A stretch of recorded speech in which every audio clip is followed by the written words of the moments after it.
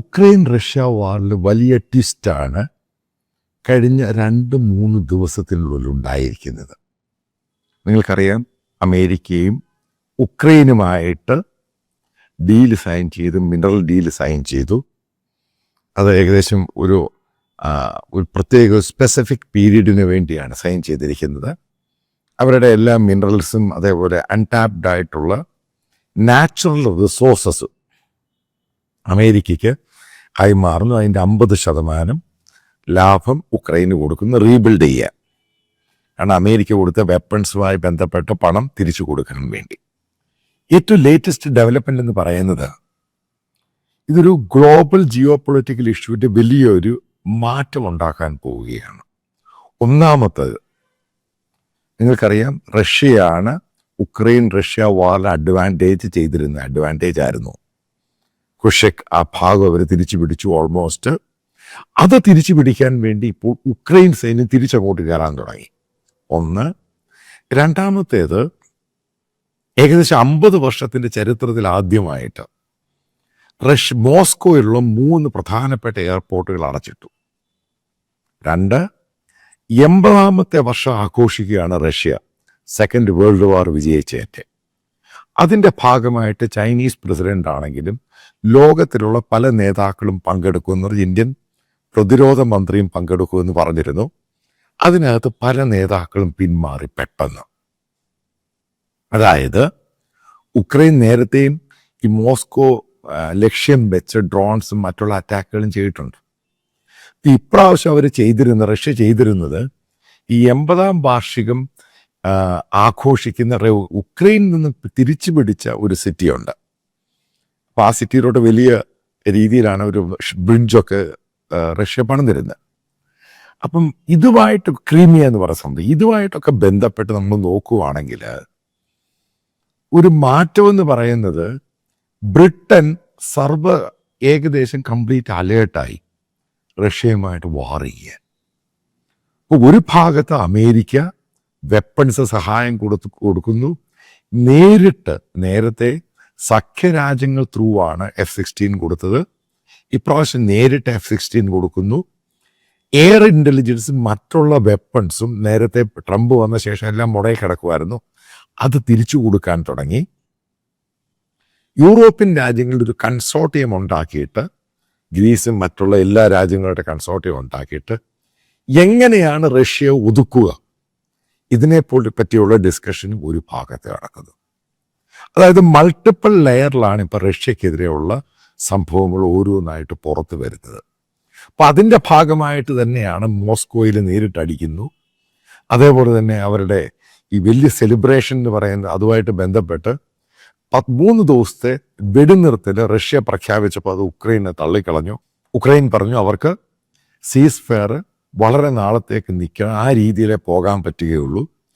അതേപോലെ തന്നെ ഈ റെഡ് സീയുമായിട്ട് ബന്ധപ്പെട്ട് അവിടെ അതുവഴി ഉണ്ടായിരുന്ന റഷ്യൻ ചരക്കുകൾ പോകുന്ന വെസൽസ് മുഴുവനും ബ്ലോക്ക് ചെയ്യുന്നു. അപ്പം എല്ലാ രീതിയിലും ഉക്രൈന് അമേരിക്കൻ സപ്പോർട്ട്, അതേപോലെ ബ്രിട്ടൻ അലേർട്ടായിട്ട് അവരുടെ എയർ ആണെങ്കിലും കരസേനയാണെങ്കിലും നാവികസേനയാണെങ്കിലും അവരും അലേർട്ടിലാണ്. പല രീതിയിലുള്ള മോക്ക് ഡ്രിൽ അവർ നടത്താൻ തുടങ്ങി. അവരും ഏകദേശം റഷ്യയെ അറ്റാക്ക് ചെയ്യുന്ന രീതിയിലോട്ട് പോകുന്നു. അപ്പം ഈ മൾട്ടിപ്പിൾ ഈ സംഭവങ്ങളെല്ലാം കൂടെ നമ്മൾ കാൽക്കുലേറ്റ് ചെയ്യുമ്പോൾ റഷ്യ ഉക്രൈൻ വാർ മറ്റൊരു ദിശയിലോട്ട് പോകാനുള്ള പോസിബിലിറ്റി തള്ളിക്കളയാൻ സാധിക്കത്തില്ല. കാരണം അമേരിക്കയുടെ ഫുൾ ഫ്ലഡ്ജ് സപ്പോർട്ട്, നേരത്തെ ബൈഡൻ പോലും ഈ രീതിയിൽ ഉക്രൈനെ സപ്പോർട്ട് ചെയ്തിട്ടില്ല. ആ രീതിയിലാണ് അമേരിക്ക സപ്പോർട്ട് ചെയ്യുന്നത്. അതുമായിട്ട് ബന്ധപ്പെട്ട് ഗ്രീസിലുണ്ടായിരുന്ന അമേരിക്കൻ ബേസ് അവർ എടുക്കാൻ തീരുമാനിച്ചു ട്രംപ് വന്ന ശേഷം. അത് വീണ്ടും നിലനിർത്താൻ തീരുമാനിച്ചു. അതേപോലെ തന്നെ ഉക്രൈൻ്റെ അടുത്തുള്ള അമേരിക്കൻ ബേസുകളൊക്കെ സ്ട്രെങ്ത് കൂട്ടി. അതുപോലെ ഈ സെർബിയ എന്ന് പറഞ്ഞ രാജ്യം, പോളണ്ട്, ഈ സെർബിയ എന്ന് പറഞ്ഞ റഷ്യയുമായിട്ട് ലോഹിതത്തിലുള്ള രാജ്യമായിരുന്നു. അപ്പം അവൻ്റെ പ്രസിഡന്റ് ഈ റഷ്യയിൽ ഈ പറയുന്ന 80ാമത്തെ സെലിബ്രേഷൻ അയാൾ ക്യാൻസൽ ചെയ്യുന്നു. ബെലറൂസിയൻ പ്രസിഡന്റ് 2 ദിവസം കഴിഞ്ഞിട്ടേ വരത്തുള്ളൂ എന്ന് പറയുന്നു. അതായത് റഷ്യയുടെ 80ാം സെലിബ്രേഷൻ ഏതാണ്ട് ആരംഭമായി. അതേപോലെ 2 ദിവസം കൊണ്ട് റഷ്യൻ സിറ്റികൾ അടുപ്പിച്ചാണ് ഉക്രൈൻ്റെ ഡ്രോൺ ആക്രമണവും മറ്റും നടന്നുകൊണ്ടിരിക്കുന്നത്. ഇതിനകത്ത് പല കാഷ്വാലിറ്റി, പല ആൾക്കാരും മരിച്ച ഫാറ്റലിറ്റീസ് ഒക്കെ റിപ്പോർട്ട് ചെയ്യുന്നുണ്ട്. അപ്പോൾ ഇതിനകത്ത് റഷ്യ ചില കാര്യങ്ങളൊന്നും സമ്മതിക്കുന്നില്ല. ടാസിൻ്റെ ഏജൻസികൾ ചില അറ്റാക്കുകളൊക്കെ നടന്നു. പക്ഷേ അവിടുത്തെ മേയേഴ്സൊക്കെ പറയുന്നു ഇത്ര ആൾക്കാർ മരിച്ചു, ഇത്ര പേർക്ക് ഇൻജോർഡായി, പല സെൻസിറ്റീവായിട്ടുള്ള ലൊക്കേഷനിലൊക്കെ അറ്റാക്ക് നടന്നു. അപ്പോൾ ഇതെല്ലാം കൂട്ടി വായിക്കുമ്പോൾ ഇതിനകത്ത് പ്രധാനപ്പെട്ടൊരു സംഭവം മലയാളികൾ അറിഞ്ഞിരിക്കേണ്ടത്, ബ്രിട്ടനും റഷ്യയും ഫേസ് ടു ഫേസ് ഒരു വാറിനുള്ള പോസിബിലിറ്റി തള്ളിക്കളയാൻ പറ്റത്തില്ല. കാരണം ആ രീതിയിലാണ് ഓരോ ദിവസം സംഭവങ്ങളുടെ ഡെവലപ്മെൻറ്റ്സ് എന്ന് പറയുന്നത്. അപ്പം അങ്ങനെയാണെന്നുണ്ടെങ്കിൽ ചില കാര്യങ്ങളിൽ നിയന്ത്രണങ്ങൾ അവിടെ ജീവിക്കുന്നവർക്ക് ബ്രിട്ടൻ ഏർപ്പെടുത്താനുള്ള പോസിബിലിറ്റി വളരെ കൂടുതലാണ്. ട്രാവലിംഗ് ആണെങ്കിൽ അവിടെ പല പട്ടാളക്കാരുടെ ലീവുകളൊക്കെ അവർ ക്യാൻസൽ ചെയ്തു, ബ്രിട്ടീഷ് സൈന്യത്തിലുള്ള. അപ്പോൾ അതേപോലെ തന്നെ അവരുടെ ന്യൂക്ലിയർ വെപ്പൺസ് പല രീതിയിൽ ഒരു സംഭവം, അതിനെപ്പറ്റി നേരത്തെ ഞാൻ വീഡിയോ പറഞ്ഞിരുന്നു. എപ്പോഴും അത് അതിൻ്റെ ഒരു അന്തർവാഹിനിക്കകത്ത് പോകുന്ന സംഭവമാണ്. എപ്പോഴും അതിൻ്റെ ഒരു വെപ്പൺസിൻ്റെ ഒരു 4-3 വെപ്പൺസിന് ഒരു വെപ്പൺ എപ്പോഴും പോകുന്നത്. അത് റഷ്യയുടെ ബോർഡറിലൂടെ അടുപ്പിച്ചു എന്നാണ് പറയുന്നത്.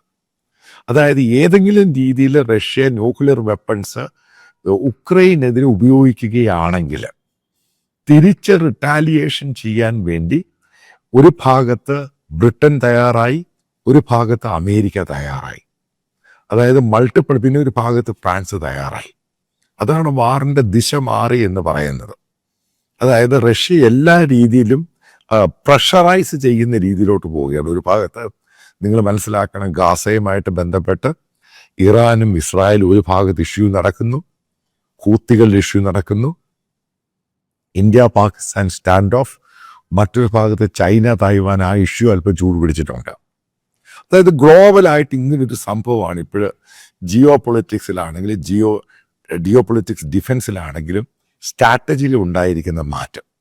ഇത് ഓരോരുത്തരെയും ബാധിക്കാനുള്ള സാധ്യത കൂടുതലാണ്. ഫർദർ ഇത് എസ്കലേറ്റ് ചെയ്യുക. കാരണം റഷ്യ ആണെങ്കിൽ ഒരു കാരണവശാലും ഉക്രൈനുമായിട്ട് ഒരു വെടിനിർത്തലിന് അവർ ഈ പറയുന്ന കണ്ടീഷൻസ് ഒന്നും അംഗീകരിക്കാൻ തയ്യാറില്ല. പല ആവർത്തി അമേരിക്കൻ മീഡിയേറ്റർ പല രീതിയിൽ ശ്രമിച്ചിട്ട് പോലും അതിനൊരു റിസൾട്ട് കൊടുക്കുവാൻ വേണ്ടി ഈ റഷ്യയാണെങ്കിൽ ഉക്രൈനാണ് സമ്മതിക്കുക. ഏകദേശം ഉക്രൈൻ എല്ലാ കാര്യത്തിലും അമേരിക്ക പറയുന്ന രീതിയിൽ പോകാൻ തയ്യാറാണ്. പക്ഷെ റഷ്യൻ പ്രസിഡന്റ് അതിനോട് ഒരുമിച്ച് പോകാനുള്ള തയ്യാറെടുപ്പല്ല. ഇതിനകത്തുനിന്ന് ചില ബ്ലോഗേഴ്സ് പറയുന്നതും ചില സോഷ്യൽ മീഡിയ പോസ്റ്റ് ചെയ്തും മനസ്സിലാക്കാൻ സാധിക്കുന്നത്, എങ്ങനെങ്കിലും റഷ്യൻ പ്രസിഡന്റിനെ തെറിപ്പിക്കുക, പുടിനെ ഒന്നിൽ കൊന്നുകളയുക, അല്ലെ തട്ടിത്തെറിപ്പുക. അതിൻ്റെ പേരിലാണ് റഷ്യൻ പ്രസിഡന്റിന്റെ സെക്യൂരിറ്റി ഭയങ്കര ടൈറ്റൻഡ് ആക്കി. കാരണം എവിടെ മൂവ് ചെയ്താലും വലിയ രീതിയിലുള്ള സെക്യൂരിറ്റി അലേർട്ടിലാണ് അയാൾ മൂവ് ചെയ്യുന്നത്. അയാളുടെ ഓഫീസാണെങ്കിലും വീടാണെങ്കിലും ക്യാബിനറ്റ് മെമ്പേഴ്സ് ആണെങ്കിലും സീനിയർ ആയിട്ടുള്ള ഒരു പട്ടാള കമാൻഡേഴ്സിൻ്റെ സെക്യൂരിറ്റി ഭയങ്കരമായിട്ട് കൂട്ടി. എന്താണ് ഫർദർ ഉണ്ടാകുന്നത്, വരാൻ പോകുന്ന 1-2 ദിവസത്തിനുള്ളിൽ എങ്ങനെയായിരിക്കും ഉക്രൈൻ റഷ്യയുടെ സെലിബ്രേഷനെ അലമ്പാക്കുകയാണെങ്കിൽ തിരിച്ചെങ്ങനെയായിരിക്കും റഷ്യ അടിക്കുന്നത്, ഏത് രീതിയിലായിരിക്കും ബ്രിട്ടൻ കയറി റഷ്യ അടിക്കാനുള്ള ഒറ്റയടിക്ക് അടിക്കാനുള്ള പോസിബിലിറ്റി തള്ളിക്കളയാൻ പറ്റത്തില്ല. കാരണം ആ രീതിയിലാണ് ബ്രിട്ടീഷ് പത്രങ്ങൾ ഇന്ന് റിപ്പോർട്ട് ചെയ്തിരിക്കുന്നത്. അപ്പോൾ എല്ലാം കൂടെ കൂട്ടി വായിക്കുവാണെങ്കിൽ റഷ്യ ഉക്രൈൻ വാറിൻ്റെ അതിൻ്റെ റിസൾട്ടല്ല എങ്ങോട്ടാണ് ഇത് പോകുന്നത്, വളരെ സീരിയസ് ആയിട്ട് മുന്നോട്ട് മറ്റുള്ള രാജ്യങ്ങൾ ഇടപെട്ട് ഇത് കൂടുതൽ പ്രശ്നമാകുന്നോ, കൂടുതൽ എസ്കലേറ്റ് ചെയ്യുന്നോ, അല്ലെങ്കിൽ ഇതിൻ്റെ ഡി എസ്കലേഷൻ എന്ന് പറയുന്നൊരു സംഭവം വളരെ കുറവാണ്. 2 പ്രാവശ്യം അമേരിക്കൻ പ്രസിഡന്റ് പറഞ്ഞു, ഇന്നലെ ആണെങ്കിൽ ഇന്നും അദ്ദേഹം പുടിനുമായിട്ടും സെലൻസ്കിയായിട്ട് സംസാരിച്ചു എന്നൊക്കെ പറയുന്നു. പക്ഷേ ഇതിൻ്റെ വിശദാംശ വിവരങ്ങളൊന്നും പുറത്തു വിട്ടിട്ടില്ല. പക്ഷെ ഒരു കാര്യം മനസ്സിലാക്കുക, അമേരിക്ക വലിയ രീതിയിലാണ് ഇപ്പോൾ ഉക്രൈന് എല്ലാ സൈനിക സഹായങ്ങളും കൊടുക്കുന്നത്. അതിൻ്റെ കവറിങ് ആയിട്ട് പോളണ്ട് ആണെങ്കിലും പല രാജ്യങ്ങളിലും അമേരിക്കൻ സൈനികരുടെ സാന്നിധ്യം കൂട്ടിയിട്ടുണ്ട്, ബേസുകൾ ഉൾപ്പെടെ. അതേപോലെ അമേരിക്കൻ വാർഷിപ്പ് മുഴുവനും ചിലതൊക്കെ ഈ ഹൂത്തിയും ഇറാൻ്റെ ഭാഗത്താണ്, ചിലതൊക്കെ റഷ്യയുടെ ഭാഗത്തായിട്ടുണ്ട്. അപ്പം മൾട്ടിപ്പിളായിട്ടുള്ള സംഭവങ്ങളാണ് ഈ വാറുമായിട്ട് ബന്ധപ്പെട്ട് ഇപ്പോഴത്തെ ഡെവലപ്മെൻ്റ് എന്ന് പറയുന്നത്. ഇത് ഫർദർ എത്രമാത്രം മുന്നോട്ട് പോകുന്നുള്ളത് വരാനുള്ള ദിവസങ്ങളിൽ വ്യക്തമായ ഒരു ഇതിൻ്റെ റിസൾട്ട് എന്താണ് ഉണ്ടാകുന്നുള്ളത് നമുക്ക് പറയുവാൻ സാധിക്കും.